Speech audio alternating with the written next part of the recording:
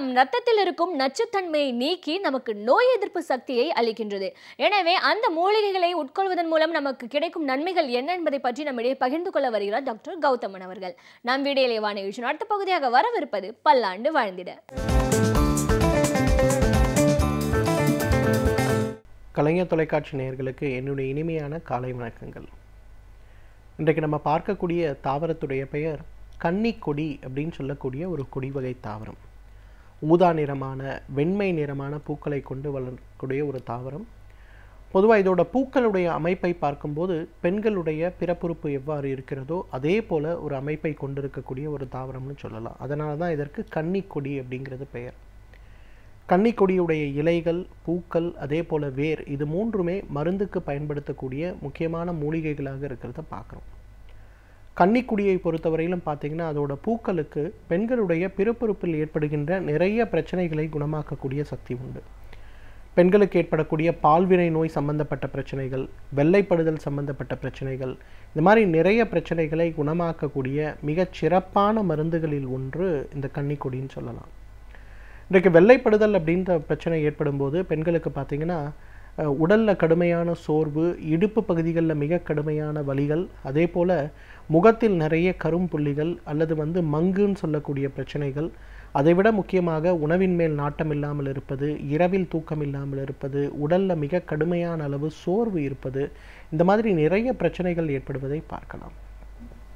இந்த பிரச்சனைகளுக்கெல்லாம் தீர்வு ஏற்படுவதற்கு இந்த கன்னிக்கொடியுடைய பூக்களை எடுத்து, ஒரு கைப்பிடி அளவு பூக்களை எடுத்து நன்றாக மைய அரைத்து காலை எழுந்தவுடன் வெறும் வயிற்றில் ஒரு நெல்லிக்காய் அளவு சாப்பிட்டு கொஞ்சம் தண்ணீர் குடித்தாலே அந்த கன்னிக்கொடியிலிருந்து இருக்கக்கூடிய அந்த பூக்கள் பெண்களுக்கு ஏற்படக்கூடிய வெள்ளைப்படுதல் சம்பந்தப்பட்ட நோய்களையும், பால்வினை நோய்கள் அப்படின்னு சொல்லக்கூடிய செக்ஷுவலி டிரான்ஸ்மிட்டட் டிசீஸ்னால் ஏற்படுகின்ற அதிகப்படியான எரிச்சல், வலி, இவற்றை குறைக்கக்கூடிய மிகச்சிறந்த மருந்துகளாக இருக்கிறத நம்ம பார்க்கலாம்.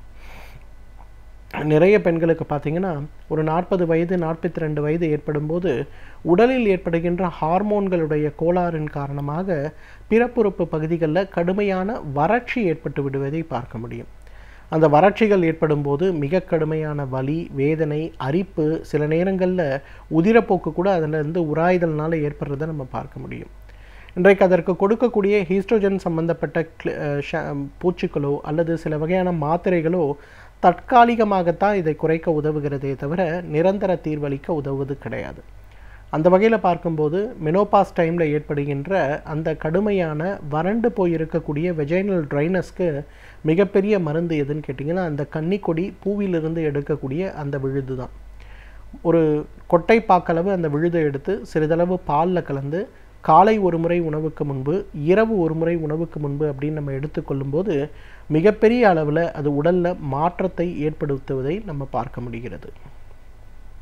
இந்த கன்னிக்கொடியுடைய இன்னொரு முக்கியமான பயன் என்ன அப்படின்னு பார்த்திங்கன்னா, நிறைய பேருக்கு பார்த்திங்கன்னா இந்த பெண்களுடைய பிறப்புறுப்புகளில் கடுமையான அரிப்புகள் ஏற்படுவதை நம்ம பார்க்க முடியும்.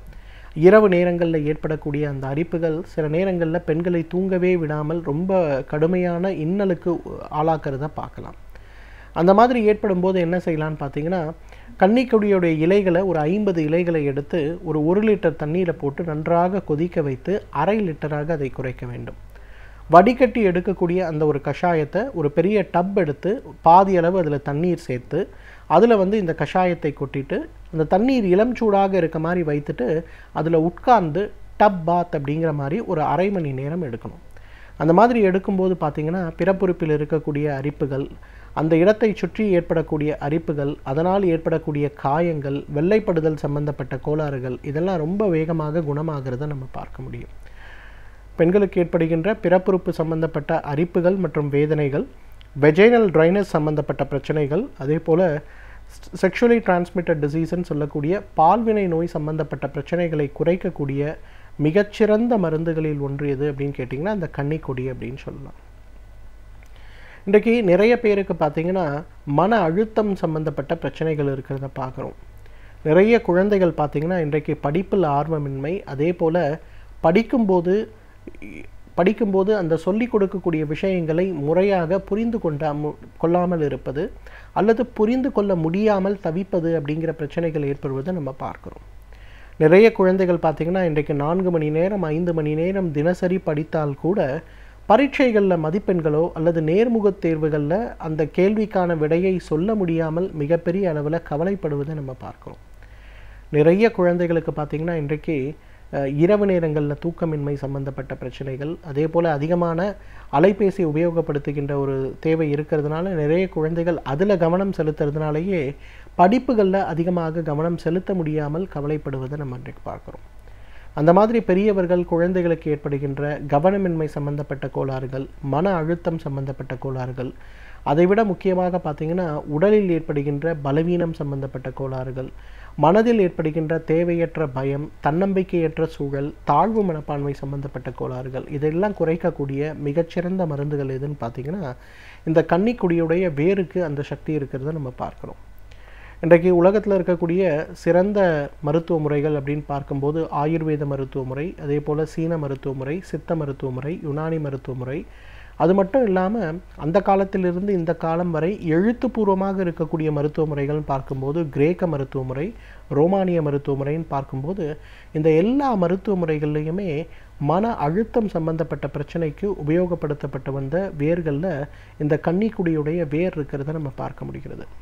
இன்றைக்கு அமெரிக்க எஃப்டிஏன்னு சொல்லக்கூடிய அவர்களுடைய ஒரு எஃப்டிஏ துறை கூட பார்த்திங்கன்னா இன்றைக்கு இந்த கன்னிக்குடியிலிருந்து எடுக்கக்கூடிய மாத்திரைகளை மன அழுத்தம் சம்பந்தப்பட்ட மாத்திரைகளாக அங்கீகாரம் செய்து இன்றைக்கு அந்த நாட்டில் இருக்கக்கூடிய மருத்துவர்கள் கூட இந்த இயற்கை மூலிகையை உபயோகப்படுத்துவதை நம்ம மிகப்பெரிய அளவில் பார்க்க முடிகிறது. அந்த அளவுக்கு மன அழுத்தம் சம்பந்தப்பட்ட, செயல்பாடு குறைவு சம்பந்தப்பட்ட, தூக்கமின்மை சம்பந்தப்பட்ட, அதிக ஆங்ஸைட்டின்னு சொல்லக்கூடிய பதட்டம் சம்பந்தப்பட்ட, தேவையற்ற இரிட்டேஷன் சம்பந்தப்பட்ட, கோபங்கள் சம்பந்தப்பட்ட, பெரியவர்களுக்கு ஏற்படுகின்ற இந்த எல்லா பிரச்சனைகள், இதே பிரச்சனைகள் குழந்தைகளுக்கு ஏற்படும் போது அதில் ஏற்படுகின்ற பிரச்சனைகளை குறைக்கக்கூடிய, குணமாக்கக்கூடிய மிகச்சிறந்த மருந்துகளில் இந்த கன்னிக்குடியிலிருந்து எடுக்கக்கூடிய வேர் இருக்கிறத நம்ம பார்க்குறோம். இந்த கன்னிக்குடியிலிருந்து எடுக்கக்கூடிய வேர் பொதுவாக நாட்டு மருந்து கடைகளில் நமக்கு கிடைக்கக்கூடிய மிகச் சாதாரண மருந்துகளில் ஒன்றாக இருக்கிறத பார்க்குறோம். அந்த வேரெல்லாம் நன்றாக சூரணமாக இன்றைக்கு நமக்கு கிடைக்கிறது. அந்த சூரணத்தை ஒரு 5 கிராம் அளவுக்கு எடுத்து காலை ஒரு முறை உணவுக்கு முன்பு, இரவு ஒரு முறை உணவுக்கு முன்பு அப்படின்னு நம்ம எடுத்துக்கொள்ளும்போது அந்த குழந்தைகளுடைய ஆரோக்கியம் சம்பந்தப்பட்ட விஷயங்கள், அறிவு சார்ந்த விஷயங்களில் ஒரு மிகச்சிறந்த முன்னேற்றமும், பெரியவர்களுடைய அறிவு சார்ந்த மன அழுத்தம், ஆங்ஸைட்டி சம்பந்தப்பட்ட விஷயங்களில் ஒரு மிகப்பெரிய முன்னேற்றம் ஏற்படுவதை பார்க்கலாம். ஒரு தேக்கரண்டி அளவு எடுத்து வெந்நீர் அல்லது பாலில் கலந்து காலை ஒரு முறை உணவுக்கு முன்பு, இரவு ஒரு முறை உணவுக்கு முன்பு அப்படின்னு தொடர்ந்து எடுத்தாலே உடலில் நல்ல முன்னேற்றங்கள், மாற்றங்கள் ஏற்படுவதை நம்ம பார்க்க முடியும். அதே போல் நிறைய குழந்தைகளுக்கு பார்த்திங்கன்னா இன்றைக்கு டிஸ்லெக்ஸியா அப்படின்னு சொல்லக்கூடிய ஒரு பிரச்சனை, அதாவது படிக்கின்ற விஷயத்தை முறையாக புரிந்து கொள்ள முடியாமல் இருத்தல். உதாரணத்துக்கு அந்த குழந்தைகளை ஏபிசிடின்னு எழுத சொன்னீங்கன்னா ஏபிசிடின்னு எழுதுவாங்க, ஆனால் எல்லாமே தலைகீழ் எழுதுறத பார்க்க முடியும். பிங்கிறத பார்த்திங்கன்னா திருப்பி போட்டு ஒரு 8 போட்டு பக்கத்தில் கோடு போட வைக்கிறதையும், 7ங்கிறத திருப்பி எழுதுறதையும், 3ங்கிறத திருப்பி எழுதுறதையும் ஏற்படுறதை பார்க்க முடியும். இந்த மாதிரி ஏற்படக்கூடிய பிரச்சனைகளை குறைக்கக்கூடிய, குணமாக்கக்கூடிய, அறிவு சார்ந்த விஷயங்களில் குழந்தைகளுக்கு ஏற்படக்கூடிய பலகீனங்களை குறைக்கக்கூடிய நல்ல ஒரு விஷயம் எதுன்னு பார்த்திங்கன்னா இந்த கன்னிக்குடியிலிருந்து எடுக்கக்கூடிய அந்த வேர்ச்சூரணம் தான். இந்த வேர்ச்சூரணத்தை ஒரே ஒரு அரை தேக்கரண்டி அளவு எடுத்து சிறிதளவு தேன் கலந்து காலை ஒரு முறை உணவுக்கு முன்பு, இரவு ஒரு முறை உணவுக்கு முன்பு அப்படின்னு எடுத்துக்கொள்ளும்போது கொஞ்சம் கொஞ்சமாக அந்த குழந்தைகளுடைய இந்த டிஸ்லெக்ஸியான்னு சொல்லக்கூடிய புரிந்து கொள்ளக்கூடிய, புரிந்த விஷயத்தை மீண்டும் வெளிப்படுத்தக்கூடிய விஷயங்களில் இருக்கக்கூடிய பலகீனங்கள் படிப்படியாக குறையிறத பார்க்கலாம். நிறைய பேருக்கு பார்த்திங்கன்னா இன்றைக்கு ஒற்றை தலைவலி அப்படின்னு சொல்லக்கூடிய ஒரு பிரச்சனை இருக்கிறத பார்க்குறோம். ஒற்றை தலைவலி அப்படிங்கிறது என்னதான் உடல் சம்பந்தப்பட்ட பிரச்சனையாக இருந்தாலும் இது ஏற்படுவதற்கு முக்கியமான ஒரு காரணம் என்னன்னு பார்த்திங்கன்னா மனம் சம்பந்தப்பட்ட பிரச்சனையாக இருக்கிறத நம்ம பார்க்குறோம். நிறைய பேருக்கு பார்த்திங்கன்னா எப்பொழுதெல்லாம் மன அழுத்தம் அதிகமாகிறதோ, எப்பொழுதெல்லாம் தூக்கமின்மை சம்பந்தப்பட்ட பிரச்சனை அதிகமாகிறதோ, எப்பொழுதெல்லாம் கோபங்கள் அதிகமாகிறதோ, மனதில் எரிச்சல் அதிகமாகிறதோ அந்த நேரத்தில் தான் நமக்கு இந்த ஒற்றை தலைவலி ஏற்படுவதை பார்க்க முடியும். அந்த ஒற்றை தலைவலி ஏற்படும் போது கடுமையான தலைவலி, தலை சுற்றல், அதைவிட முக்கியமாக அதிகமாக வாந்தி ஏற்படக்கூடிய குணங்கள் இருக்கிறத பார்க்குறோம். இந்த மாதிரி பிரச்சனைகள் ஏற்படும் போது இதற்கான வலி நிவாரண மாத்திரைகள் அப்படிங்கிறது தற்காலிக ஒரு குணமாக இருக்க முடியுமே தவிர நிரந்தரமான ஒரு பிரச்சனையை குணமாக இருக்கிறத பார்க்க முடியாது. அந்த வகையில் பார்க்கும்போது கன்னிக்குடியுடைய வேருக்கு இருக்கக்கூடிய மன அழுத்தத்தை குறைக்கக்கூடிய காரணிகள் பெரும்பாலும் பார்த்திங்கன்னா அந்த குழந்தைகளுக்கு ஏற்படக்கூடிய, பெரியவர்களுக்கு ஏற்படுகின்ற ஒற்றை தலைவலி சம்பந்தப்பட்ட பிரச்சனையை குணமாக்குவதை நம்ம பார்க்குறோம். ஸோ ஒற்றை தலைவலி சம்பந்தப்பட்ட பிரச்சனைகள் ஏற்படும் போது கன்னிக்குடியிலிருந்து எடுக்கக்கூடிய வேர் சூரணத்தை ஒரு அரை தேக்கரண்டி அளவு எடுத்து சிறிதளவு தேன் கலந்து காலை ஒரு முறை உணவுக்கு முன்பு, இரவு ஒரு முறை உணவுக்கு முன்பு அப்படின்னு நம்ம எடுத்துக்கும் போது அந்த குழந்தைகளுடைய மனம், பெரியவர்களுடைய மனம் சம்பந்தப்பட்ட பிரச்சனைகள் குறைய ஆரம்பித்து நல்ல முன்னேற்றம் ஏற்படுவதை நம்ம பார்க்கலாம். எனவே நேயர்களே, கன்னிக்குடியுடைய இலையை பொறுத்தவரையிலும் பெண்களுக்கு ஏற்படுகின்ற அந்த பிறப்புறுப்பில் ஏற்படுகின்ற வெஜைனல் ட்ரைனஸ் சம்பந்தப்பட்ட பிரச்சனையை குறைப்பதற்கும், அதோடைய பூக்கள் பெண்களுக்கு ஏற்படுகின்ற வெள்ளைப்படுதல் மற்றும் பால்வினை நோய் சம்பந்தப்பட்ட கோளாறுகளை குறைப்பதற்கும், வேர் மன அழுத்தம் அது சம்பந்தப்பட்ட அறிவு சார்ந்த விஷயங்களில் இருக்கக்கூடிய பலகீனங்களை குறைப்பதற்கும் மிகப்பெரிய மருந்தாக பயன்படுத்தப்படுகிறது. தகுந்த மருத்துவ ஆலோசனையின் பேரில் சரியான முறைப்படி இதை உபயோகப்படுத்தி வந்தோமேயானால் நம்மாலும் பல்லாண்டு காலம் ஆரோக்கியமாக வாழ்ந்திட முடியும். சமூகத்தில் நடக்கும் பிரச்சனைகளில் நம்மை நாம் எவ்வாறு ஈடுபடுத்திக் கொள்ளலாம் என்பதை பற்றி நம்மிடையே பகிர்ந்து கொள்ள வருகிறார் எழுத்தாளர் மனுஷபுத்திரன் அவர்கள். நாம் விடியலை வானியூச்சின் அடுத்த பகுதியாக வரவிருப்பது தீதும் நன்றும்.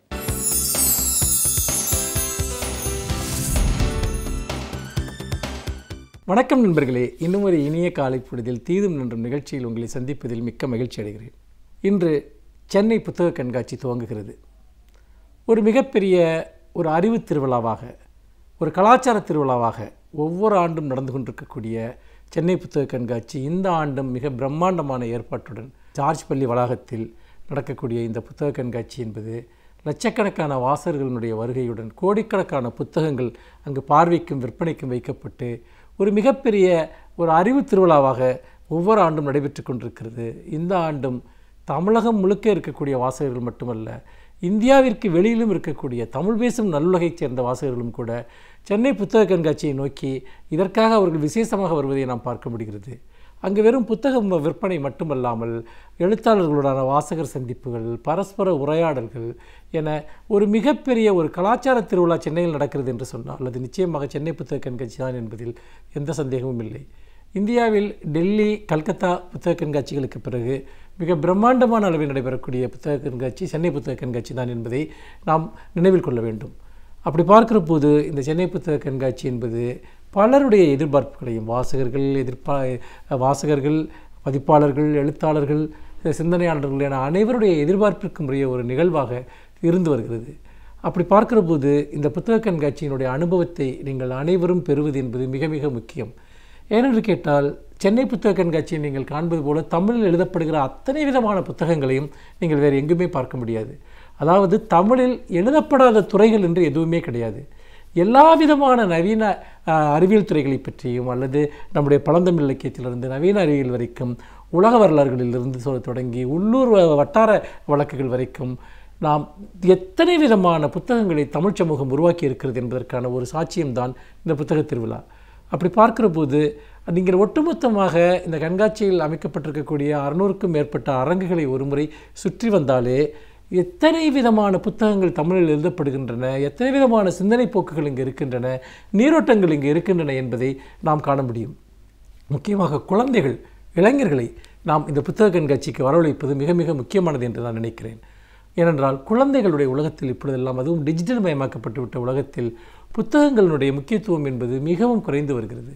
சமூக வலைத்தளங்கள் அல்லது யூடியூப் போன்ற விஷயங்களில் மக்களுக்கு இருக்கக்கூடிய ஆர்வம் என்பது அல்லது ஈடுபாடு என்பது இப்பொழுதெல்லாம் இது போன்ற ஒரு விஷயங்களில் இல்லை. புத்தகங்களை வாசிக்கிற பழக்கம் குறைந்து வருகிறது என்பதை நாம் தொடர்ந்து பார்த்து கொண்டிருக்கிறோம்.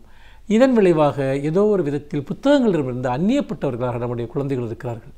அப்படிப்பட்ட நிலையில் குழந்தைகளை நாம் இந்த கண்காட்சிக்கு அழைத்து வருவது, அவர்களுக்கு புத்தகங்களை அறிமுகப்படுத்துவது, வாங்கி தருவது என்பது முக்கியமான விஷயம். இளைஞர்களும் கூட நீங்கள் வெறுமனே எல்லாமே இணையத்தில் கிடைக்கிறது என்று நம்புவது என்பது அது ஒரு விதத்தில் ஒரு பாதி உண்மைதான். இன்னொரு பாதி உண்மை, மிக அரிய நூல்கள், இணையத்திலோ வேறு எங்குமே கிடைக்காத நூல்கள், இலக்கியங்கள் இதெல்லாம் இன்றைக்கு புத்தகங்களாக இருக்கின்றன. அந்த புத்தகங்களை வாங்கி படிப்பது என்பது நம்முடைய வாழ்க்கையை, நம்முடைய ஆளுமையை நாம் மாற்றி அமைக்கக்கூடிய ஒரு விஷயம். அப்படி பார்க்கிற போது இந்த புத்தக கண்காட்சியை ஒட்டி நாம் ஒரு மிகப்பெரிய அளவிற்கு இளைஞர்களிடம் புத்தக வாசிப்பினுடைய முக்கியத்துவத்தை உணர்த்த வேண்டியவர்களாக இருக்கிறோம். ஒரு சிறிய ஒரு வாசிப்பிற்கான ஆர்வம் இருந்தால் போதும், அவர்களை தன்னோடு இணைத்துக் கொள்வதற்காக அழைத்துக் கொள்வதற்காக பல்வேறு புத்தகங்கள் அங்கு காத்து கிடக்கின்றன. நிச்சயமாக இளைஞர்கள் இந்த புத்தக கண்காட்சிக்கு வந்து பார்வையிடுவதன் மூலமாக அவர்களுக்கான புத்தகங்களை அவர்கள் தேடி கண்டடைய முடியும். இது பொது வாசிப்பு சார்ந்து இருக்கக்கூடிய பல்வேறு விதமான குழப்பங்கள் தமிழ் சமூகத்தில் இருக்கின்றன. முக்கியமாக நல்ல புத்தகங்கள் எவை அல்லது நாம் அவ்வளவு முக்கியமாக படிக்க தேவையில்லாத புத்தகங்கள் எவை என்பது குறித்த கேள்விகள் தொடர்ந்து இங்கு இருந்து வருகிறது. அப்படி பார்க்குற போது நிறைய பேர் என்ன செய்கிறார்கள் என்று சொன்னால், ஒரு புத்தக கண்காட்சி முழுக்க சுற்றி பார்த்துவிட்டு ஒரு டிக்ஷனரியை வாங்கி கொண்டு போகக்கூடிய பலரை பார்த்திருக்கிறேன், அல்லது ஒரு சமையல் புத்தகத்தை வாங்கி கொண்டு போகக்கூடியவர்களை பார்த்திருக்கிறேன். டிக்ஷனரி நமக்கு முக்கியம்தான், சமையல் புத்தகம் நமக்கு முக்கியம்தான், கோலம் போடுகிற புத்தகம் கூட நமக்கு முக்கியம்தான், நான் இல்லை என்று சொல்லவில்லை. ஆனால் வாசிப்பு அனுபவம் என்பது வேறு. அது சிறந்த வரலாற்று நூல்களை படிப்பது, தத்துவ நூல்களை படிப்பது, இலக்கிய நூல்களை படிப்பது, கவிதை நூல்களை படிப்பது, இப்படியாக கலை சார்ந்து, இலக்கியம் சார்ந்து, மானுட விழுமியங்கள் சார்ந்து, பண்பாட்டு விழுமியங்கள் சார்ந்து இருக்கக்கூடிய புத்தகங்களை நாம் தொடர்ந்து வாசிப்பதன் வழியாகத்தான் நம்முடைய ஆளுமை மேம்படும், சிந்தனை மேம்படும். மாறாக நம்முடைய தேவைகளுக்காக படிக்கிற புத்தகங்கள், உதாரணமாக நீங்கள் ஒரு மொபைல் ஃபோனை எப்படி பயன்படுத்துவது என்று அல்லது அதை எப்படி ரிப்பேர் செய்வது என்று கூட புத்தகம் இருக்கிறது, அது தேவைதான். ஆனால் இந்த உடனடி பயன்பாடுகள் சார்ந்த விஷயங்களை தாண்டி நம்முடைய மனதை செழுமைப்படுத்தக்கூடிய, மனிதை மேம்படுத்தக்கூடிய, நம்மை கலாச்சாரத்தை பற்றிய, வரலாற்றை பற்றிய, சமூகத்தை பற்றிய ஒரு புரிதலை ஏற்படுத்தக்கூடிய புத்தகங்கள் என்பது நம்மை ஒரு வலிமையான மனிதர்களாக, ஆளுமை திறன் மிக்க மனிதர்களாக மாற்றும். அத்தகைய மனிதர்களை நீங்கள் உருவாக வேண்டும் என்று சொன்னால் இந்த புத்தக கண்காட்சியில் உங்களுக்கான புத்தகங்களை நீங்கள் தேடி கண்டடைய வேண்டும். இன்று, அதாவது ஜனவரி 10ஆம் தேதியிலிருந்து ஜனவரி 22ஆம் தேதி வரை நடைபெறக்கூடிய இந்த புத்தக கண்காட்சி நிச்சயமாக உங்களுக்கு ஒரு பெரிய அனுபவத்தை கொடுக்கும். அது மட்டுமல்ல, இன்று பல்வேறு காரணங்களால் பதிப்புத்துறை நசிவடைந்து வருகிறது, புத்தக விற்பனை குறைந்து வருகிறது என்ற சூழலில் வாசகர்கள் இந்த கண்காட்சிக்கு கொடுக்கிற ஆதரவு என்பது தமிழில் பல சிறந்த நூல்கள் தொடர்ந்து எழுதப்படுவதற்கு மிகவும் உந்துதலாக இருக்கும். இது போன்ற நூல்களை எழுதக்கூடிய ஆசிரியர்கள், பதிப்பாளர்கள், இவர்கள் அனைவருமே உற்சாகத்துடன் அவர்கள் தொடர்ந்து செயல்பட வேண்டும் என்றால் இந்த சென்னை புத்தக கண்காட்சி ஒரு மகத்தான வெற்றி பெறுவது மிக மிக அவசியம். அந்த வெற்றியை நீங்கள் உருவாக்கி தருவீர்கள் என்பதில் எந்த சந்தேகமும் இல்லை. மீண்டும் இன்னும் ஒரு புதிய சிந்தனையோடு உங்களை சந்திக்கிறேன். நன்றி, வணக்கம். பல்வேறு துறைகளில் பல சாதனைகளை படைத்தவர்கள் பல வல்லுநர்கள். அவர்களுடைய அனுபவங்களை நம்முடன் பகிர்ந்து கொள்ளும் போது அது நமக்கு சிறந்த வழிகாட்டுதலாக அமைகின்றது. எனவே இன்றைய விடியலை நிகழ்ச்சியில் நாம் சந்திக்கவிருக்கும் சிறப்பு விருந்தினர் யார் என்பதை பார்க்கலாம். நம் விடியலை நிகழ்ச்சி அடுத்த பகுதியாக வரவிருப்பது சிறப்பு விருந்தினர் பகுதி.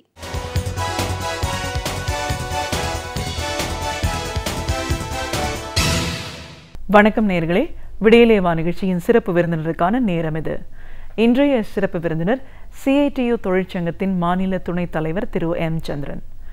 ஒரு தொழிற்சங்கத்தோட துணைத் தலைவர் அப்படிங்கிற முறையில் போக்குவரத்து ஊழியர்களோட போராட்டம் கிட்டத்தட்ட ஒரு வாரமாக இந்த போராட்டம் நடந்துட்டுருக்கு அப்படிங்கிற ஒரு சூழலில் அவங்களுடைய பிரச்சனைகள் என்ன, இதுக்கு செவிசாய்க்க வேண்டிய மாநில அரசாங்கத்தோட செயல்பாடுகள் எப்படி இருக்குது, நீதிமன்றத்தோட அணுகுமுறை என்ன, இப்படி பல விஷயங்களை இன்றைக்கி நம்ம அவர்கிட்ட கேட்டு தெரிஞ்சுக்கலாம்.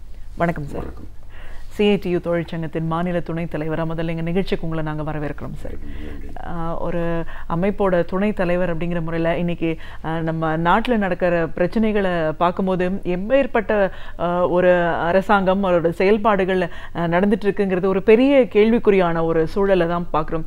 இன்றைக்கி போக்குவரத்து ஊழியர்கள் 6 நாட்களை கடந்து ஒரு வாரமாக ஒரு போராட்டம் நடத்திட்டு இருக்காங்கன்னும் போது ஒரு பக்கம் அவங்களுடைய பிரச்சனைகள் அதோட தீவிரம் இருந்தாலும் மக்களும் பெரிய அளவில் இதனால் பாதிக்கப்படுறாங்க. டிரான்ஸ்போர்ட் அப்படிங்கிறது ரொம்ப அவசியமான ஒரு விஷயம். அது இல்லைன்னும் போது மக்கள் பரிதவிப்பு அப்படின்னாலும் இந்த மாதிரியான விஷயங்களில் சரியான முறையில் சரியான நேரத்தில் முடிவெடுக்க வேண்டிய மாநில அரசாங்கம் எந்த அளவுக்கு மெத்தனமாக இதை கையாளுது. இதோட இன்னும் கூடுதல் ஒரு நெருக்கடி என்னன்னு சொன்னோன்னா, இந்த பிரச்சனைக்கு ஒரு தீர்வு காணாமல் இப்போ புதிய ஓட்டுநர்களை வச்சு பஸ் எல்லாம் இயக்கிறதுனால போக்குவரத்து பெரிய சிக்கல்கள், தினம் ஒரு விபத்துக்களை நம்ம பார்க்கக்கூடிய ஒரு சூழல். மக்கள் பேருந்தில் போகலாமா அப்படின்னு அச்சப்படக்கூடிய ஒரு நிலையில் இருக்கும். உண்மையிலேயே போக்குவரத்து ஊழியர்களுடைய பிரச்சனை என்ன, இன்னைக்கு இந்த போராட்டம் இவ்வளோ தீவிரம் அடைகிறதுக்கான காரணம் என்ன, நீதிமன்றத்தோட அணுகுமுறை எந்த நிலையில் இருக்குது, இப்படி நிறைய பேசணும் உங்கய்யா. முதல்ல போக்குவரத்து ஊழியர்கள் இவ்வளோ தூரம் ஒரு தீவிரமான ஒரு காலவரையற்ற போராட்டத்தை அவங்க கொண்டு வரதுக்கான ஒரு நெருக்கடி ஏன் ஏற்பட்டுச்சு? தமிழ்நாட்டில் நம்ம போக்குவரத்து கழகங்களில் 24,000 பேருந்துகள் ஓடுது. இந்த 24,000 பேருந்துகளில் ஏறத்தாழ ஒரு 10,000 பேருந்துகள் அன்எக்கனாமிக்கல் ரூட்டில் ஓடுது. அதாவது போதுமான வருமானம் இல்லாத வழித்தடங்கள், சின்ன சின்ன கிராமங்கள், அதை அங்கே ஓடும். கிராமங்களையும் நகரங்களையும் இணைக்கிற ஒரு மகத்தான சேவையை இந்த போக்குவரத்து கழகங்கள் செய்யுது. அதனால தான் தமிழ்நாட்டில், இந்தியாவிலேயே தமிழகத்தில் கிராமப்புற வளர்ச்சி என்பது இந்த சிஸ்டத்தினாலேயே ஏற்பட்டிருக்கு. அது யாரும் மறுக்க முடியாது. இந்த சிஸ்டம் வேறு எங்கேயும் கிடையாது.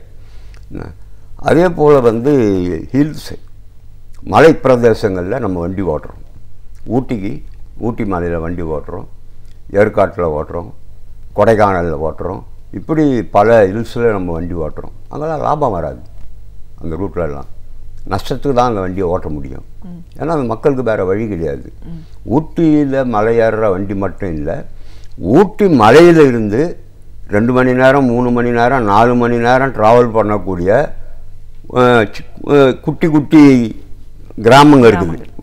அது மலைவாழ் மக்கள் வசிக்கிற பகுதி. அது அந்த ஏழை மக்கள், அந்த பாவப்பட்ட மக்கள் இந்த பஸ் இல்லைன்னா ஒன்றுமே பண்ண முடியாது. அப்படிலாம் இந்த வண்டியை நம்ம ஓட்டுறோம், இவ்வளோ சர்வீஸ் பண்ணுறோம். இல்லை, இது போல் நஷ்டம் அடைகிற, வருமானம் இல்லாத இந்த வழித்தடங்களில் ஒரு தனியார் ஒரு நாள் கூட ஒரு பஸ்ஸை ஓட்ட மாட்டார். அப்படி ஒரு மகத்தான சேவையை நம்ம செய்கிறோம். 30 லட்சத்துக்கும் மேற்பட்ட மாணவர்கள் இலவசமாக படிப்பதற்கு நம்ம இந்த போக்குவரத்து கழக பேருந்துகள் உதவி செய்யுது. இந்த சிஸ்டம் இல்லைன்னு சொன்னால் ஏழை குடியானவர்களுடைய பிள்ளைகள் கிராமப்புறங்களில் அவங்களால தினம் 30 ரூபா, 40 ரூபா, 50 ரூபான்னு சொல்லி பஸ் ஃபேர் கொடுத்து அனுப்ப முடியாது. குழந்தைங்களை படிக்க வைக்க முடியாது. இப்படி ஒரு நிலைமை தமிழ்நாட்டில் இருக்கும். தமிழ்நாட்டினுடைய கல்வி வளர்ச்சிக்கு போக்குவரத்து கழகங்கள் ஒரு மிகப்பெரிய ஒரு உதவி செய்கிறது என்பதை நம்ம பார்க்குறோம். அப்போ இவ்வளவு சிறப்பாக இன்னும் ஏராளமான சிஸ்டங்கள் இருக்குது. 60 வயசு ஆகிட்டா இலவசமாக போகலாம். இந்த இவ்வளோ உதவிகள் இருக்குது. ஊனமுற்றோருக்கு இலவசம், மற்றது இப்படிப்பட்ட சலுகைகளை பொது போக்குவரத்து தான் வழங்க முடியும், தனியாரால் வழங்க முடியாது. இதில் பர் கிலோமீட்டர், 1 கிலோமீட்டர் ஓடனா வண்டி, அந்த கிலோமீட்டருக்கு வர்ற வருமானம், அந்த கிலோமீட்டருக்கு ஆகிற செலவு, இது ரெண்டையும் பார்க்கும்போது 8 ரூபா குறையுது. 30 ரூபா வருமானம் வந்தால் 38 ரூபா செலவாகுது. அப்போ 1 கிலோமீட்டருக்கு 8 ரூபானா நாங்கள் ஒரு நாளைக்கு போக்குவரத்து கழக பேருந்துகள் 1 கோடி கிலோமீட்டர் ஓடுது. அப்போ ஒரு நாளைக்கு 8 கோடி ரூபாய் லாஸ். ஒரு மாதத்துக்கு கணக்கு அப்படியே போடலாம். அப்போ இந்த நஷ்டம், இந்த வருமானம் இல்லாதது, இது ஏன் வருது அப்படின்னு சொன்னால் இந்த அன்எக்கனாமிக்கல் ரூட்னால் வருது. மாணவர்கள் இலவசமாக போகிறதுக்கான அந்த மானியம், அதற்குரிய மானியத்தை அரசு கொடுக்கணும், கழகங்களுக்கு கொடுக்கறது இல்லை. அதே மாதிரி இந்த 60 வயது கடந்து போகிறவங்களுக்கு இலவசத்துக்கான மானியம் கொடுக்கறது இல்லை. மழை வெள்ளங்காலங்களில் கூட நாங்கள் ஃப்ரீயாக வண்டி ஓட்டு 4 நாள் முதலமைச்சர் ஜெயலலிதா சொன்னாங்க. அந்த 4 நாள் ஃப்ரீயாக வண்டி ஓடிச்சு. 4 பைசா கூட இது வரைக்கும் கொடுக்கல. இப்படி எதுவும் அரசாங்கம் கொடுக்குற காசுகளை எதையுமே கொடுக்கலன்னு சொன்னால் இந்த போக்குவரத்து கழகங்கள் முடியாது. சப்சிடி கொடுக்கணும். இது சேவை நிறுவனம். இந்த சேவை நிறுவனம் லாப நிறுவனம் இல்லை, தொழில் இது. அதனால் இவங்க சப்சிடி கொடுத்தா தான் மக்களுக்கு இந்த சேவை செய்ய முடியும். இவங்க கொடுக்காததுனால போக்குவரத்து கழகங்களுக்கு நிதி நெருக்கடி ஏற்படுது. இந்த நிதி நெருக்கடியை சமாளிக்க போக்குவரத்து கழகம்னா டீசலு பணம் கட்டணும், டயர் வாங்கணும், பேர் பார்ட்ஸ் வாங்கணும், தொழிலாளிக்கு சம்பளம் கொடுக்கணும், இதெல்லாம் இருக்குது. அப்போ இதுக்கு பணம் எங்கேருந்து வருது அப்படின்னு சொன்னால் தொழிலாளர்களது சேமிப்பு பணம், ஏன் பிஎஃப், ஏன் கிராஜுவிட்டி, நான் எல்ஐசி கட்டுற பணம், நான் கிரெடிட் சொசைட்டிக்கு கட்டுற பணம், இந்த மாதிரியான பணம் ஒரு மாதத்துக்கு 150 கோடி போக்குவரத்து தொழிலாளருடைய சேமிப்பு பணம் வருது. இந்த 150 கோடி எடுத்துகிட்டே இருக்காங்க. எடுத்து எடுத்து எடுத்து இவங்க செலவு பண்ணி 7000 கோடி ரூபாயாக அது உயர்ந்து போச்சு. தொழிலாளர்கள் வேலையில் ரிட்டையர்ட் ஆகி போகும்போது அவனுக்கு பணம் இல்லை. சர்வீஸில் இருக்கும்போதே எங்களுக்கு பணம் கிடையாது. எனக்கு பிஎஃப் லோனு எனக்கு தேவை. ஒரு வீட்டில் ஒரு குடும்ப பிரச்சனை, எனக்கு 1 லட்ச ரூபா பணம் வேணும், பிஎஃப்பில் வாங்கிக்குவேன். அப்படி நான் லோன் அப்ளை பண்ணால் வராது. என் மகளுக்கு கல்யாணம், பிஎஃப் லோன் போடுவேன். முன்பணம் அது இருக்குது, சட்டத்தில் இருக்குது, அது உடனே கொடுப்பாங்க, அந்த கல்யாணத்துக்கு பயன்படுத்துவேன். இப்போ நான் பிஎஃப்க்கு லோன் போட்டால் டிரான்ஸ்போர்ட் தொழிலாளி 10 பைசா கொடுக்க மாட்டான், பணம் இல்லைன்றான். நான் கேட்டது 1 லட்சம்.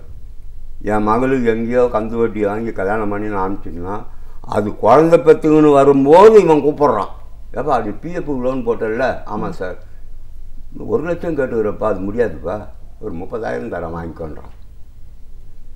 இப்படிப்பட்ட ஒரு நிலை, நிதி நெருக்கடி என்பது போக்குவரத்து கழகங்களுக்கு ஏற்பட்ட காரணத்தால் தொழிலாளருடைய சேமிப்பு பணத்தெல்லாம் எடுத்து வச்சுக்கிட்டு கடைசியில் ஓய்வூதியம் கொடுக்க மாட்டேன்றான், 30 வருஷம் ஓய்ச்சி வெளியே போனாங்க கிராஜுவிட்டி கொடுக்க மாட்டேன்றான், பிஎஃப் கொடுக்க மாட்டான், எதுவுமே கொடுக்க மாட்டேன்றான்.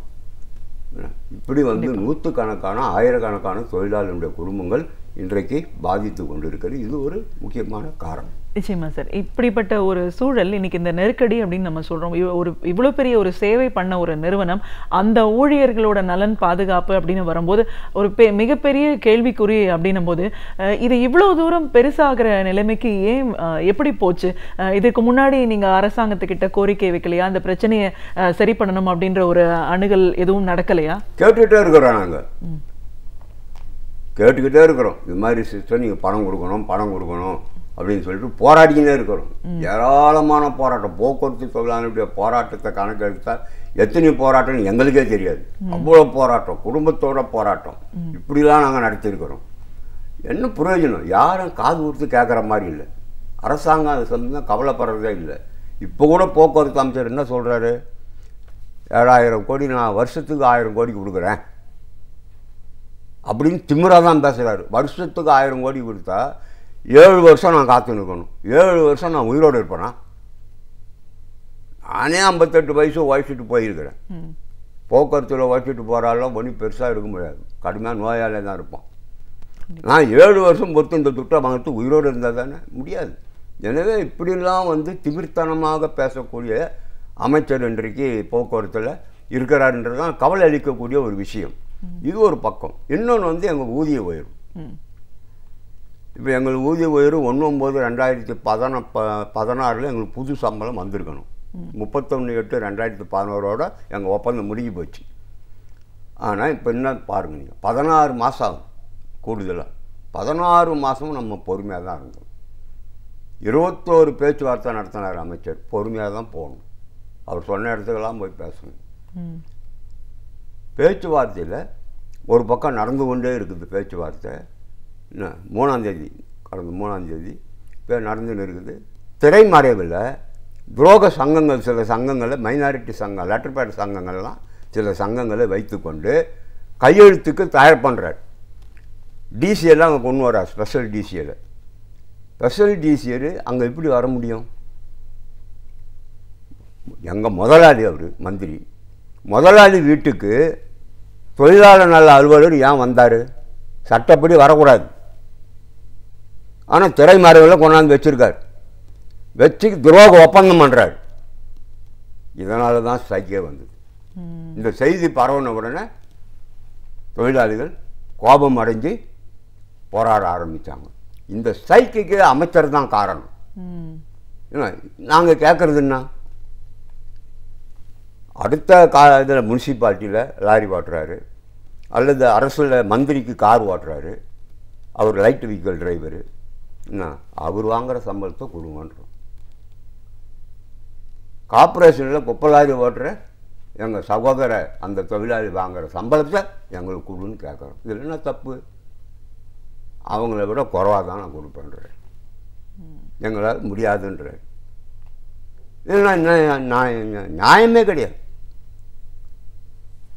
எனவே தான் இந்த ஸ்ட்ரைக் வந்து இன்றைக்கு தொழிலாளிகள் கோபப்பட்டு அவனுடைய உரிமைக்காக போராடுறான். அவன் கேட்குறான், அடுத்தவங்க மாதிரி எனக்கு கொடு, அவங்களோட நான் கூட கேட்கல, ஏற்கனவே நாங்கள் குறைவாக இருக்கிறோம், சம்பளம் 3000 ரூபாய் குறைவாக இருக்கிறோம். ஆனால் இப்போ மத்திய அரசு ஊழியர், மாநில அரசு ஊழியர்களாம் ஊதிய உயர்வு 2.57 பெருக்கும் காரணியில் கொடுத்தாங்க. அந்த சிஸ்டத்தில் 2.57 கொடுத்தாலுமே எங்களுக்கு இப்பவும் சம்பளம் குறையும். ஏன்னா ஏற்கனவே நாங்கள் குறைஞ்சிருக்கிறோம். அந்த உயர்வு தொகையாவது எங்களுக்கு கொடுன்னு கேட்குறோம், அதை கூட அமைச்சர் மறுக்கிறார். அவங்களுக்கு 2.57, உங்களுக்கு 2.44ன்றாரு. இந்த பெருக்கும் காரணியில் போட்டால் இன்னும் நாங்கள் கீழே போயிடும். எப்படி ஏற்றுக்க முடியும்? அமைச்சர் பொய் கணக்கெல்லாம் போட்டு இன்றைக்கி வந்து ஊடகங்கள்லேயும் அங்கேயும் இங்கேயும் பேனர் வைக்கிறாரு. டர்னஸ் எல்லாம் டெப்போலாம் எல்லாமே பொய் கணக்கு. அவர் வைக்கிற அந்த கணக்கு இது வந்து போக்குவரத்து தொழிலாளிக்கு இந்த சம்பள உயர்வு, அவர் கார் டிரைவருக்கு என்ன சம்பளம் வாங்குறாருன்றத பக்கத்தில் வைக்க சொல்லுங்கள். பஸ் ஓட்டுறவருக்கு என்ன சம்பளம், இவர் கார் ஓட்டுற லைட்டு டிரைவருக்கு என்ன சம்பளம், அது ரெண்டுத்தையும் பக்கத்தில் வைக்க சொல்லுங்கள். இவர் நேர்மையான அமைச்சராக இருந்தால் இந்த காரியத்தை அவர் செய்யணும். செய்வாரா? எனவே மக்களை ஏமாற்றுவதற்கு அவர் இப்படிப்பட்ட பொய் பிரச்சாரங்களை செய்து கொண்டிருப்பதெல்லாம் கைவிட்டு நியாயமான முறையில் பேச்சுவார்த்தை நடத்தி இந்த பிரச்சனைகளை தீர்த்தால் மக்களுடைய கஷ்டங்களை உடனடியாக தீர்க்க தயாராக இருக்கும். இன்னைக்கு புதிய ஓட்டுநர்கள் லைசன்ஸ் வச்சிருக்கிறவங்கள புதிய தற்காலிக ஓட்டுநர்களாக நியமித்து இன்னைக்கு பேருந்தை இயக்கிட்டு இருக்காங்க. இந்த ஒரு சூழலில் மக்கள் மத்தியிலையும் ஒரு பெரிய பயம், விபத்துக்கள் நேர ஒரு வாய்ப்பு இருக்குமோ அப்படின்ற ஒரு சூழலும் இருக்குது. இந்த மாதிரியான ஒரு நிலைப்பாடு எப்படிப்பட்ட ஒரு பிரச்சனையை சிக்கலை ஏற்படுத்தும் மக்கள் மத்தியில்? சட்டவிரோதமாக இதெல்லாம் சட்டவிரோதமாக இப்போ அந்த அரசாங்கம் செயல்படுது. இதுக்கே நீதிமன்றம் முதல்ல தடை பண்ணணும். இப்போ கூட ஒரு பஸ்ஸு கவுந்துருக்குது. ஏதோ தற்செயலாக 5 பேர் தப்பிச்சாங்கன்னா 5 பேர் இறந்துருப்பாங்க. இந்த இதெல்லாம் நடப்பது என்ன? அவர் லைசன்ஸ் இருந்தால் வண்டி ஓட்டிடலாமா? காசு கொடுத்தா லைசன்ஸ் வந்துடும். வண்டியை பற்றி தெரிய வேண்டிய அவசியமே இல்லை. சமூகம் அதுதான். லைசன்ஸ் இருக்குது, வண்டி ஓட்டுன்றார் அமைச்சர். டிவியிலலாம் பேட்டி கொடுக்குறாரு. லைசன்ஸ் இருக்கும், வாங்க பஸ் ஓட்டுங்கன்றாரு. இதுவே சட்டவிரோதம். அவர் மேலே நடவடிக்கை எடுக்கணும். இப்போ இந்த உயிரிழப்புக்கு யார் காரணம்? யார் பஸ் ஓட்டினானே தெரியல. பஸ் விட்டு இறங்கி அவன் ஓடிட்டான். போலீஸே கேஸ் போட முடியல. அவர் யாருன்னே தெரியல. எந்த ரெக்கார்டும் கிடையாது. இதெல்லாம் ஒரு கேவலமாக இல்லை ஒரு அரசாங்கத்துக்கு. ஒரு எம்எல்ஏ பஸ் ஓட்டுறார், எடுத்து டெப்போவுக்கு போய். இவர் என்ன டிரான்ஸ்போர்ட் டிரைவரா? இவருக்கு அப்பாயின்மெண்ட் ஆர்டர் யார் கொடுத்தது? அந்தியூர் எம்எல்ஏ ஒரு பணிமனையில் போய் பஸ் எடுத்து ஓட்டுறாரு. மக்களுக்கு சேவை பண்ணுறாரு. அப்படின்ற சேவை பண்ணுறாரு. சென்னையில் மழை வெள்ளம் வந்து இடுப்பளவு தண்ணி இருந்தது. அன்றைக்கி எந்த வண்டியும் ஓடல. ஓலாவும் ஓடல, உபேரும் ஓடல, ஃபாஸ்ட்ராக்கும் ஓடல, எதுவுமே ஓடல. எம்டிசி பஸ்ஸு தான் ஓடிச்சு. அப்போ அந்தியூர் எம்எல்ஏ என்ன பண்ணிட்டு இருந்தார்? இங்கே வந்து பஸ் ஓட்ட வேண்டியது தானே மக்களுக்கு. இவர் பாய் தலைகாணி போட்டு படுத்துன்னுக்கிறார்.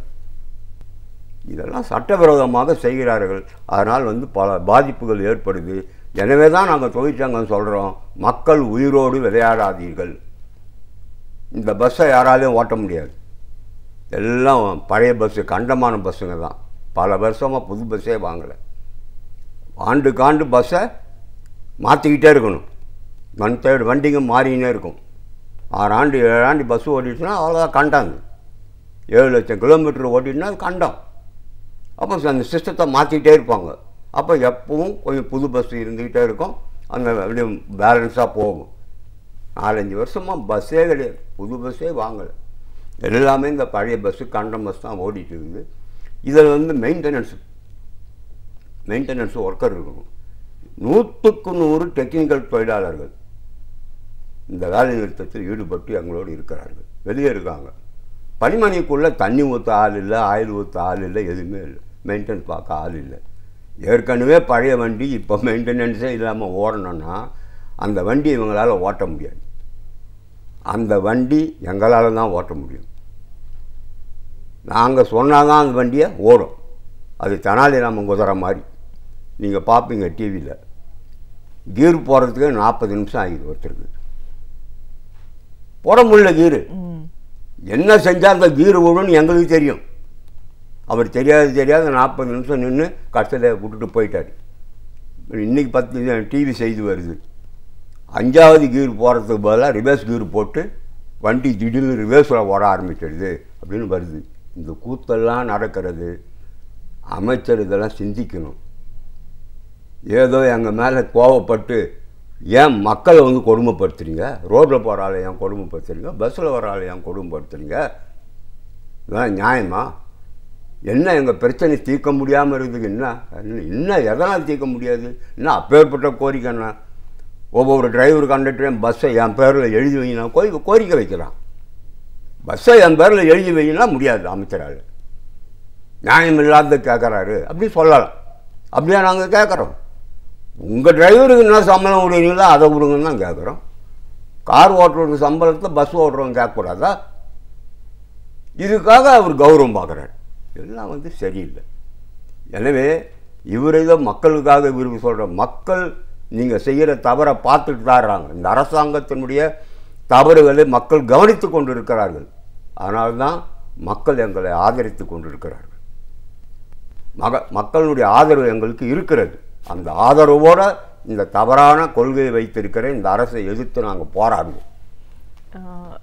கிட்டத்தட்ட ஒரு வாரத்துக்கிட்ட காலவரையற்ற போராட்டம் தீவிரமடைஞ்சிருக்கு. இன்னும் எல்லா ஊழியர்களும் பணிக்கு போகாமல் அதே தீவிரத்தோடு இருக்கிற ஒரு சூழலில் என்ன மாதிரியான ஒரு நிலைப்பாடு அரசாங்கம் எடுக்கும்னு நினைக்கிறீங்க? இல்லை உங்களுடைய ஒரு பேச்சுவார்த்தைக்கு அழைச்சா எப்படிப்பட்ட ஒரு சூழலை நீங்கள் ஏற்படுத்தி கொடுப்பீங்க? பேச்சுவார்த்தைக்கு அழைத்து அவங்க சொல்லட்டும், முதலமைச்சரோடு பேசட்டும்.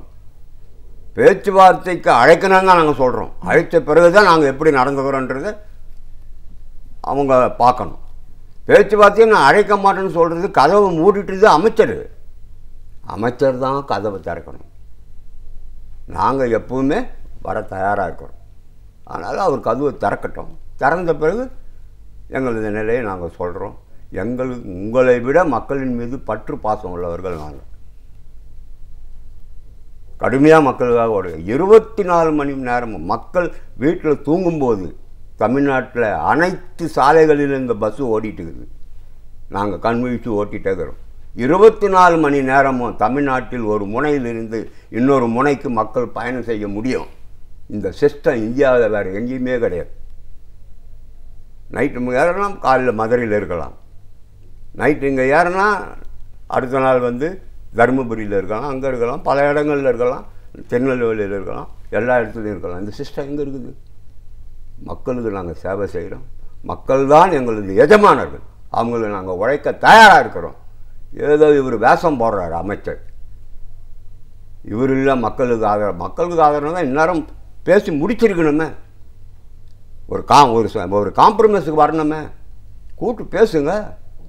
நாங்கள் என்ன அரக்கர்கள்லாம்? நாங்கள் எங்கள் தொழிற்சங்க தலைவர்கள்லாம் அரக்கர்கள்லாம் ஒன்றும் கிடையாது.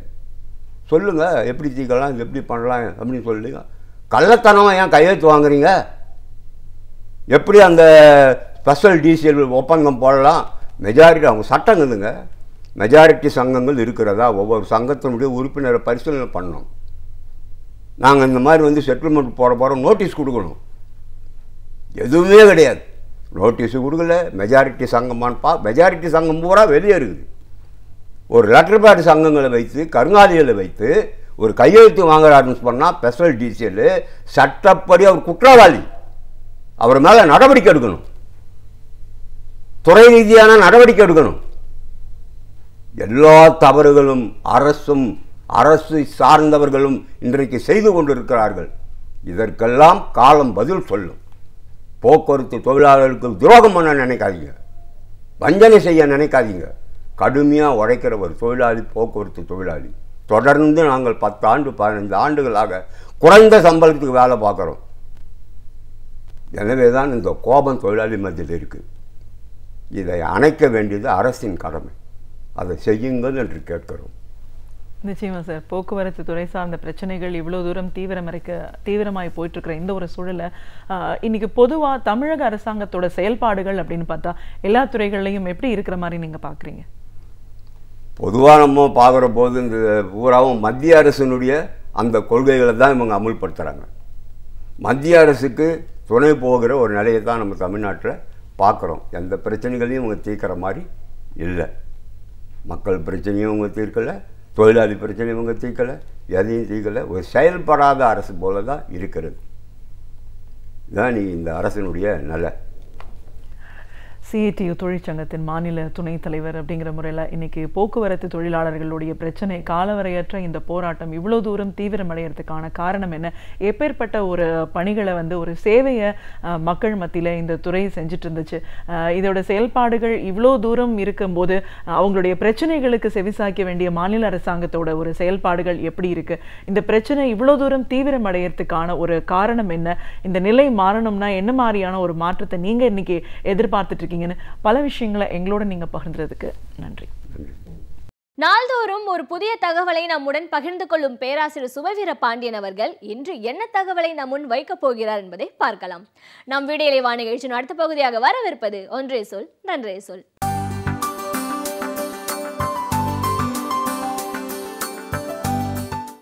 அனைவருக்கும் என் அன்பு வணக்கம். திராவிட இயக்கத்தின் வளர்ச்சியில், குறிப்பாக திராவிட முன்னேற்றக் கழகத்தினுடைய வளர்ச்சியில் பல திரைப்பட நடிகர்களுக்கும் கவிஞர்களுக்கும் கதையாசிரியர்களுக்கும் பங்கு உண்டு. இயக்கத்தால் கலைஞர்களும் கலைஞர்களால் இயக்கமும் பயன் பெற்றது என்று சொல்ல வேண்டும். திரைப்படத்துறையை, நாடகத்துறையை மிகச் சரியாக மக்களிடம் கொண்டு போய் சேர்த்ததில், அந்த கலை உலகின் வழியாக இயக்கத்தின் கருத்துக்களை மக்களிடம் சேர்த்ததில் அங்கே ஒரு பெரிய மாற்றம் நடந்தது. மக்களுக்கும் கட்சிக்குமான ஒரு நெருக்கத்தை இடையில் இருந்த இந்த கலைஞர்கள் கொண்டு வந்தார்கள் என்று சொல்லலாம். அவர்களில் குறிப்பிடத்தக்கவர் நடிப்பிசை புலவர் KR ராமசாமி அவர்கள். எம்ஜிஆரை பற்றி, SS ராஜேந்திரன் அவர்களை பற்றி அறிந்திருக்கிற அளவுக்கு இன்றைய இளைஞர்கள் KR ராமசாமி அவர்களை பற்றி அறிந்திருப்பார்களா என்று சொல்ல முடியாது. அவருடைய பெயர் கொஞ்சம் கொஞ்சமாக மறக்கப்படுகிறது. ஆனால் திராவிட இயக்கத்தில் குறிப்பிடத்தக்க ஒருவர் என்று அவரை நாம் சொல்லலாம். தொடக்க காலத்திலிருந்து அண்ணாவினுடைய நாடகத்தில், படங்களில் நடித்து இந்த கருத்துக்களை வசனம் மூலமாகவும் தன் குரல் வளத்தினால் பாடல் மூலமாகவும் மக்களிடம் கொண்டு சேர்த்தவர்தான் நடிப்பிசை புலவர். அவருடைய முதல் படம், அவர் நடித்த முதல் படம் 1944 வெளிவந்தது. அந்த படத்தினுடைய பெயர் பூம்பாவை என்பது. அதற்கு முன்பாக அவர் TKS சகோதரர்களினுடைய நாடக குழுவிலே நடிகராக இருந்தார். அதில் அவருடைய நடிப்பை, அவருடைய பாடுகிற திறனை ஒரு நாள் அந்த நாடகத்திற்கு தலைமை வகிக்க சென்றிருந்த திரைப்பட இயக்குநர்கள் கிருஷ்ணனும் பஞ்சுவும் பார்த்துவிட்டு, இந்த இளைஞனை எப்போதாவது நாம் பயன்படுத்தி கொள்ள வேண்டும் என்று பேசிக்கொண்டார்களாம். அதற்கு பிறகு அவர்கள் பயன்படுத்தி கொள்வதற்கான ஒரு தருணம் வந்தது. அதனை அறிந்து கலைவாணர் NS கிருஷ்ணன் அவர்கள், அந்த தம்பியை நான் சொல்லி அனுப்பி வைக்கிறேன் என்று ஒரு கடிதமும் கொடுத்து KR ராமசாமி இடத்துல அனுப்பி வைத்தார். அந்த கடிதத்தை எடுத்து கொண்டு வந்த KR ராமசாமி அவர்கள்தான் கதாநாயகனாக பூம்பாவையில் நடித்தார். அது அவருடைய முதல் படம்.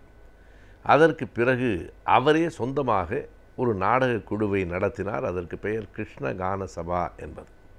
அந்த கிருஷ்ணகான சபாவில் நடிகராக ஒரு 7 மாதம் இருந்த ஒரு இளைஞன்தான் பிற்காலத்தில் மிகவும் புகழ்பெற்ற நடிகராக விளங்கிய சிவாஜி கணேசன் அவர்கள். அப்போது அவருடைய பெயர் கணேசன் தான். ஒரு இளைஞன் கணேசன் என்ற பெயர் கிருஷ்ணகான சபாவிலே நடித்து கொண்டிருந்த வேளையில் அறிஞர் அண்ணா அந்த நாடகம் ஒன்றை பார்க்கிறார். இந்த இளைஞனிடத்திலே திறமை இருக்கிறது என்பதை அவர் அப்போதே நெஞ்சில் வைத்து கொள்ளுகிறார். ஆனாலும் கணேசனுக்கான வாய்ப்பு எப்போது வந்து சேருகிறது என்றால், அதற்கு பிறகு 2 ஆண்டுகள் ஓடிய பின்னால் 1946 ஆண்டு அண்ணாவினுடைய கைவண்ணத்தில் எழுந்த நாடகம் ஒன்று அரங்கேறுகிறது. அன்றைக்கு திராவிட நாட்டு மாநாடுகள் அனைத்திலும் திராவிட கட்சிகள், திமுக கழகம் நடத்துகிற ஒவ்வொரு மாநாட்டிலும் இறுதியில் நாடகங்கள் நடக்கும். அதில் அண்ணா அவர்களே எழுதிய சிவாஜி கண்ட இந்து சாம்ராஜ்யம் என்கிற ஒரு புகழ்பெற்ற நாடகம். அந்த நாடகத்தில் யாரை சிவாஜியாக நடிக்க வைக்கலாம் என்று சிந்தித்த போது முதலில் அவர்களினுடைய நினைவுக்கு வந்தவர்கள் அன்றைக்கு திராவிட இயக்க கலைஞர்களாக இருந்த எம்ஜிஆர் அவர்களும், அல்லது ஒரு மிகச்சிறந்த பேச்சாளராக கட்சியினுடைய தலைவராக வளர்ந்து கொண்டிருந்த EVK சம்பத் அவர்களும். இந்த 2 பேரில் ஒருவரை நடிக்க வைக்கலாம் என்று கருதிய நேரத்தில் அண்ணாவுக்கு சட்டென்று நினைவு வருகிறது. நாம் KRR நாடக சபாவிலே பார்த்த அந்த இளைஞனை நடிக்க வைத்தால் சரியாக இருக்கும் என்று அந்த கணேசன் என்கிறவரை அழைத்து வாருங்கள் என்று சொல்லி அந்த கணேசன் நடித்தபோதுதான் அன்றிலிருந்து ஐயா பெரியார் அவர்களால் அவர் சிவாஜி கணேசன் என்று பாராட்ட பெற்று அந்த பெயர் இறுதி வரையில் நிலைத்தது.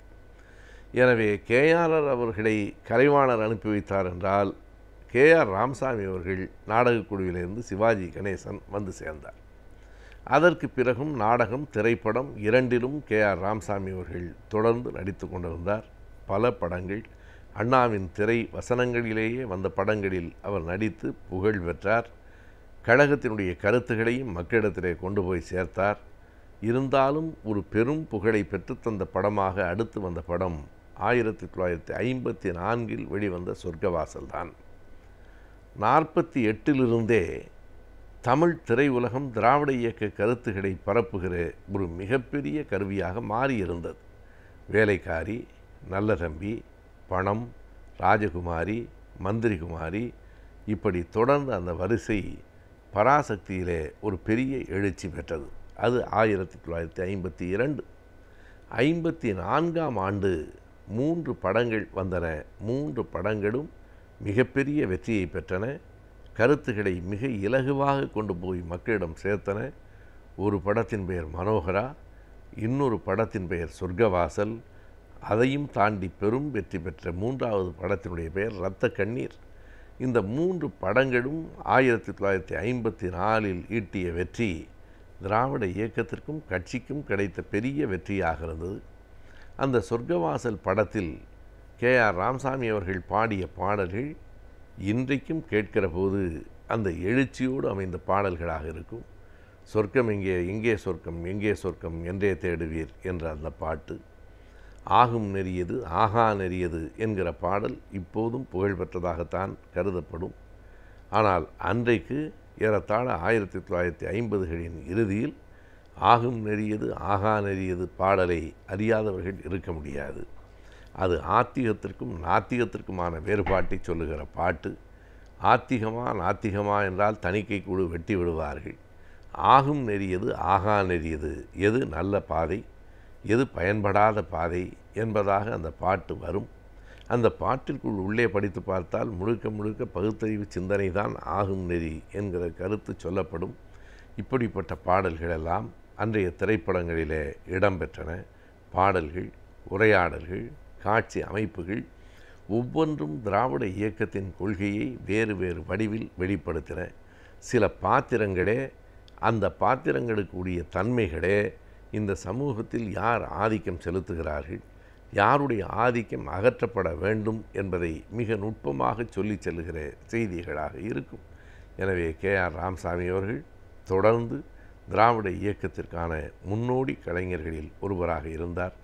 அவருடைய சிறப்பான நடிப்பு, அவருடைய பாடல் திறன், இவைகளை அறிவியல் மற்றும் அறிவியல் சார்ந்த தொழில்நுட்பங்கள் நாளுக்கு நாள் வளர்ச்சி அடைந்து கொண்டே வருகின்றது. எனவே இவற்றை நாம் அறிந்திருப்பது மிகவும் அவசியமான ஒன்றாகின்றது. நாம் விடியலை வா நிகழ்ச்சியின் அடுத்த பகுதியாக வரவிருப்பது ஆலோசனை நேரம்.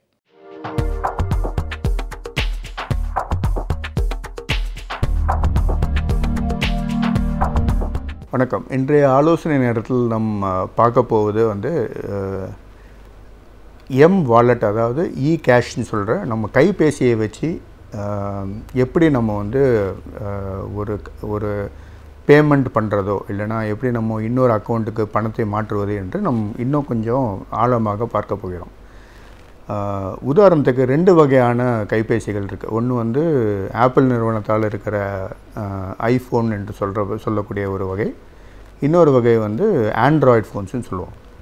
இப்போது ஆப்பிள் நிறுவனத்துலேருந்து வரும் மொபைல் ஆப்ஸ் எல்லாமே ஆப் ஸ்டோர் என்று ஒரு ஸ்டோரில், அதாவது க்ளவுட் கம்ப்யூட்டிங்னு சொல்லுவாங்க. அந்த க்ளவுடில் இந்த ஆப்ஸ் எல்லாம் பல்லாயிரக்கணக்கான ஆப்ஸ் அவங்க இருக்குது. அதில் நம்ம எந்த ஆப் வேணுமோ அதை டவுன்லோட் பண்ணி நம்மளோட மொபைலில் இன்ஸ்டால் பண்ணிக்கலாம். ஆண்ட்ராய்டுக்கு கூகுள் ப்ளே ஸ்டோர்னு சொல்கிறாங்க. அந்த மாதிரி ஒரு ப்ளே ஸ்டோரில் இதே மாதிரி எப்படி ஆப்பிள் நிறுவனத்தில் ஆப்ஸ் இருக்கோ அதே மாதிரி ஆண்ட்ராய்டோட எல்லா ஆப்ஸும் கூகுள் ப்ளே ஸ்டோரில் அவைலபிளாக இருக்குது. இப்போது ஒரு உதாரணத்துக்கு என்னோட அக்கௌண்ட் ஒரு பர்டிகுலர் வங்கியில் நான் வச்சுருக்கேன். என்னோடய வங்கி கணக்கில் எனக்கு வேண்டிய, நான் சம்பாதித்த, எனக்கு வந்த சம்பளமோ இல்லைனா நான் பண்ணுற தொழிலிருந்து வந்த வருமானம் அதில் நான் சேமித்து வச்சுருக்கேன்.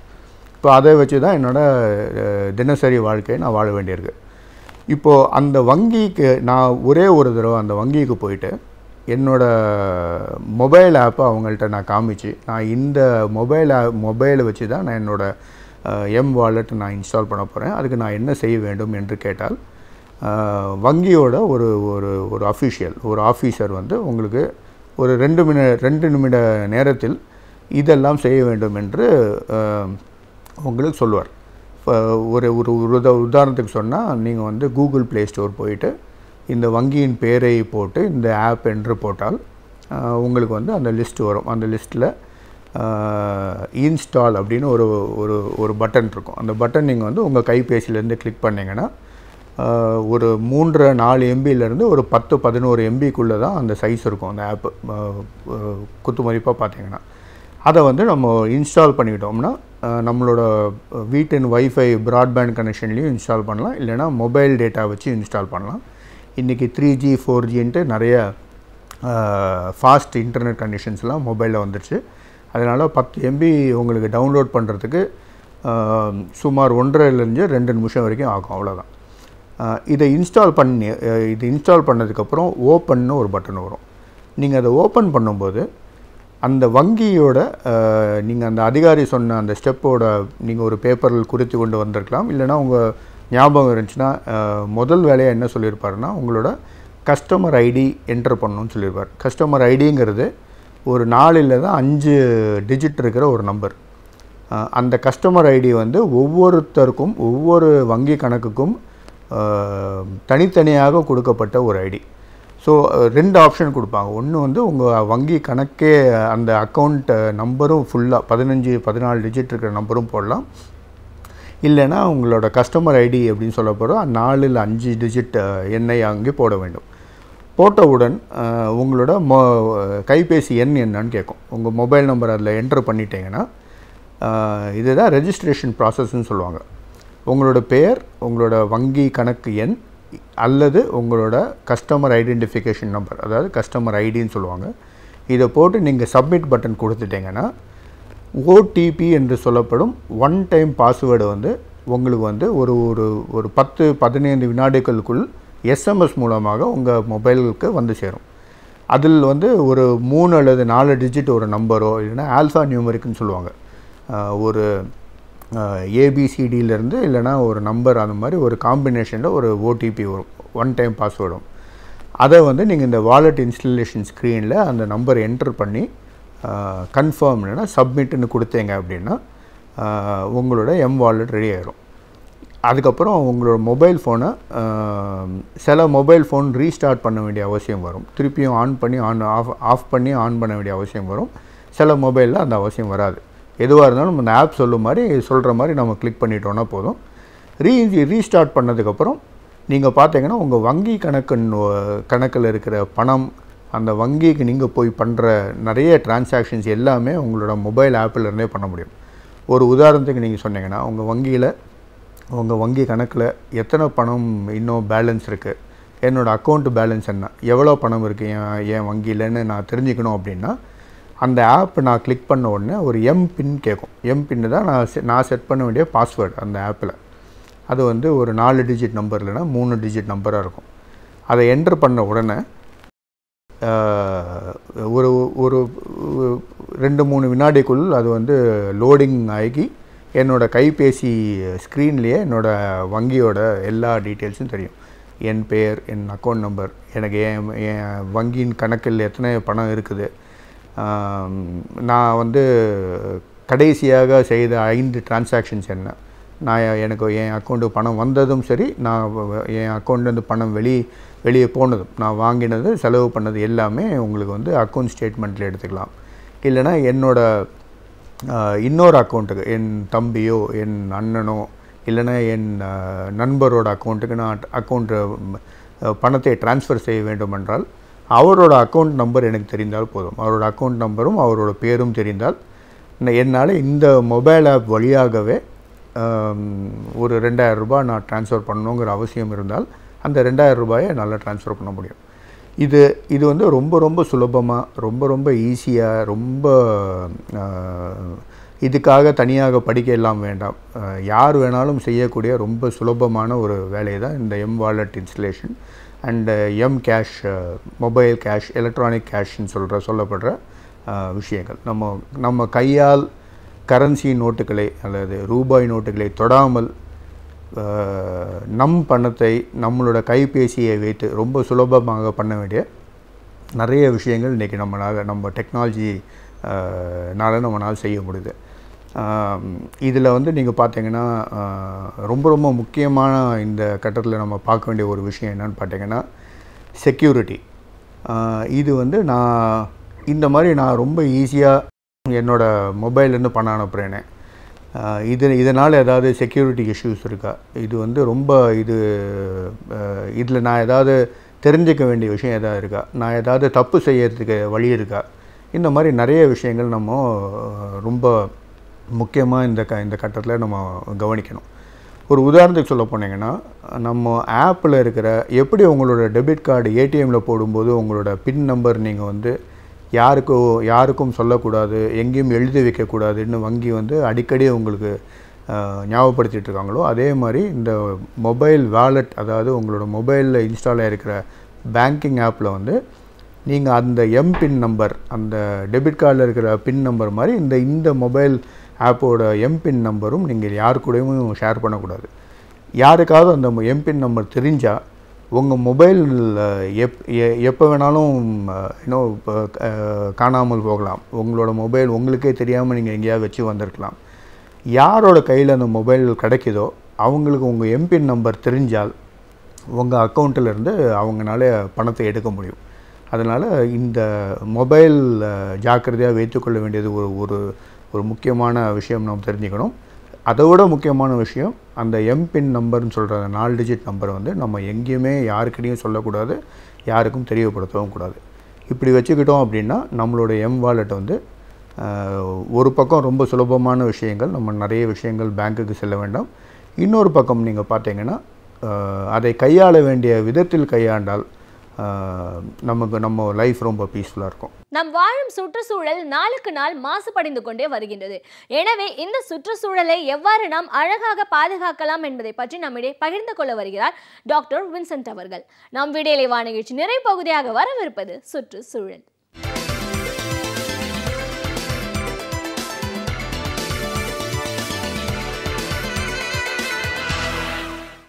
த வேர்ல்ட் ஃபிஷரிஸ் டே என்று சொல்கிறார்களே, இந்த உலக மீன் தினம் என்று சொல்வதை விட மீனை பற்றியும் அதை சார்ந்த இடத்தை பற்றியும், இன்னும் சொல்ல வேண்டுமென்றால் அதனுடைய தொழிலை செய்கின்றவர்களை, மீனவர்களை பற்றியும் நினைக்கின்ற நாளாக அது இருக்கிறது. இன்றைக்கு உலகம் முழுவதும் பார்க்கிற பொழுது மீன் உற்பத்தி என்பது ஒரு முக்கியமான ஒரு அங்கமாக இருக்கிறது. பொருளாதார ரீதியாக அதையும் தாண்டி நம்முடைய மக்களுக்கு கிட்டத்தட்ட 25 விழுக்காடு புரதம் நிறைந்த ஒரு உணவை கொடுக்கக்கூடியதாக இன்றைக்கு மீன்கள் மாறியிருக்கிறது. ஏனென்றால் இன்றைக்கு பல சூழல்கள் மத்தியில் மீன் சாப்பிடுவதை யாருமே சாப்பிடக்கூடாது என்று சொல்வதில்லை. ஏனென்றால் புரோதசத்து அதிகமாக நிறைந்திருக்கிற அந்த உணவை யார் வேண்டும் என்றாலும் எத்தகைய வயதினரும் சாப்பிடலாம் என்ற ஒரு சூழல் இன்றைக்கு அந்த உணவுக்கு இருக்கிறது. ஆனால் இந்த தினத்தினுடைய ஒரு முக்கிய குறிக்கோள் என்னவென்று பார்க்கிற பொழுது, இன்றைக்கு உள்ள சூழல்தான் அந்த தினத்தை நமக்கு முக்கியமாக காட்டிக் கொண்டிருக்கிறது. நான் ஏற்கனவே குறிப்பிட்டது போல் அந்த 25 விழுக்காடு உணவு உற்பத்தியை, அதுவும் புரோதம் நிறைந்த அந்த உணவை கொடுக்கக்கூடிய ஒரு பெரிய பங்கை இந்த மீன் வளம், மீன் துறை செய்து கொண்டிருக்கிறது. ஆனால்தான் நம்முடைய பண்டைய காலத்தில் நம்முடைய மக்களுடைய வாழ்க்கை முறை எதை ஊட்டி இருக்கிறது என்றால், கடலை சார்ந்து இருந்திருக்கிறது, ஆறுகளை சார்ந்து இருக்கிறது. இன்னும் சொல்ல வேண்டுமென்றால் நதிகளை அடிப்படையாக வைத்தெல்லாம் இருப்பதற்கே காரணம், அங்கே வாழ்கிற இடங்களில் மீன்களுடைய உற்பத்தி அதிகமாக இருக்க அதை உணவாக்கி கொள்வதையும், அதை பிடித்து மற்றவர்களுக்கு கொடுத்து அது வியாபாரமாக மாற்றிக்கொள்கிற ஒரு சூழலும் இருந்ததனுடைய காரணமாக இன்னும் குறிப்பாக சொல்ல வேண்டுமென்றால் ஒரு வாழ்க்கை ஆதாரத்திற்கு அது ஒரு முக்கிய ஒரு அச்சாணியாக இருந்ததனுடைய காரணமாகத்தான் இந்த ஒரு தொழில் அல்லது இந்த துறை மிக முக்கியத்துவம் வாய்ந்ததாக இருக்கிறது. இன்று கூட காலையில் உற்சாகமாக எழுந்திருக்கிறவர்கள் யார் என்று பார்த்தால் விவசாயிகளை போன்று மீனவர்களும் தான். ஏனென்றால் 2 துறைகள் ஒரு முக்கிய பங்கை நம்முடைய உணவு தன்னிறைவில் முக்கிய பங்கு வகிக்கிறது. ஒன்று விவசாயம், இன்னொன்று மீனவர்களுடைய அந்த செயல்பாடுகள். அவர்கள் இருவரும் நம்முடைய மக்களுக்கு சேவை ஆற்றவில்லை என்றால் அது ஒரு பெரிய இழப்பாக அமையும். உணவு பற்றாக்குறை என்ற ஒரு சூழல் ஏற்படும். இன்று கூட ஒரு நாள் அல்லது 2 நாள் மீனவர்கள் மீன் பிடிக்க செல்லவில்லை என்றால் ஏற்படுகிற அந்த தாக்கம் எந்த அளவிற்கு இருக்கிறது என்பதை இன்று நாம் உணர்ந்திருக்கிறோம். ஏனென்றால் நமக்கு உணவாக இருக்கக்கூடிய அந்த மீன்கள் கிடைக்கவில்லை என்பது பொழுது நமக்கு ஏற்படுகிற அந்த தர்ம சங்கடம் என்னவென்பதை நாம் இன்றைக்கு உணர்ந்திருக்கிறோம். ஏன் இந்த தினத்தை முக்கியமான தினமாக கொண்டாடப்பட்டு கொண்டிருக்கிறது என்பதற்கு இந்த உலக ஐக்கிய நாடுகள் ஒரு சில கருத்துக்களை கொடுத்திருக்கிறது. உலகம் முழுவதும் வைத்து பார்க்கிற பொழுது கிட்டத்தட்ட 4.5 கோடி மக்களுக்கு மேற்பாக இந்த தொழிலில் பல பேர் ஈடுபட்டு கொண்டிருக்கிறார்கள். ஏனென்றால் இந்த மீன் பிடித்தலும் அதை பதப்படுத்துதலும் பராமரிப்பதற்கும் என்றே உலகம் முழுவதுமே இத்தகைய சூழல் இருந்து கொண்டிருக்கிறது. இது ஒன்று. இரண்டாவது, பல நாடுகளினுடைய ஒரு முக்கிய பொருளாதார பங்கு வகிக்கிறது. மொரிசியஸ் போன்ற நாடுகளை எடுத்துக்கொண்டால் கிட்டத்தட்ட 80 விழுக்காடு பொருளாதார வளர்ச்சி அவர்களுக்கு இந்த மீன் வளத்திலிருந்து தான் வருகிறது. இதுபோன்று பல நாடுகளை எடுத்துக்கொண்டால், இன்னும் சொல்ல வேண்டுமென்றால் நம்முடைய தமிழகத்தை எடுத்துக்கொண்டால் கிட்டத்தட்ட 1000 கிலோமீட்டர்களை உள்ளடக்கிய நம்முடைய கடல் பகுதியை ஒட்டி பல லட்சம் மக்கள் இதை வாழ்க்கை ஆதாரமாக வைத்துக் கொள்வதோடு இல்லாமல் அதன் மூலம் மக்களுக்கு உணவை பெற்று தரக்கூடிய ஒரு இடத்தில் அவர்கள் இருக்கிறார்கள்.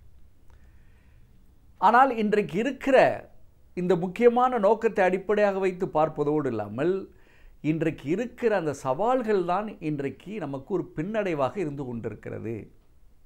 அது என்ன பின்னடைவுகள் என்று குறிப்பிட்டிருக்கப்பட்டிருக்கிறது என்றால், இன்றைக்கு நம்முடைய மீன் வளம் 3 விஷயங்களால் பாதிக்கப்பட்டிருக்கிறது.